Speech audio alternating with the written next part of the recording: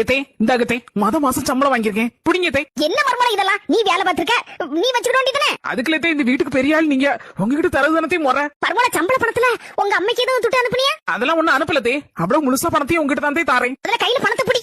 ஏன் தே மர்மல, அங்க இங்கமா கடன் வாங்கி உங்க அம்மையும் அப்பாவும் உன்னை கஷ்டப்பட்டு படிக்க வச்சிருக்காங்க. ஒரு நிமிஷம் உங்க அம்மையும் உங்க அப்பாவையும் நினைச்சு பாரு. படிக்க வச்சிருக்க பிள்ளைய மாசம் சம்பளம் வாங்கிட்டு வரும், ஆசையோடு வாங்கலாம் அப்படின்னு காத்துதானே இருந்திருப்பாங்க. நான் பணத்துக்கு சொல்லல, ஒரு ஆசை தானே அது.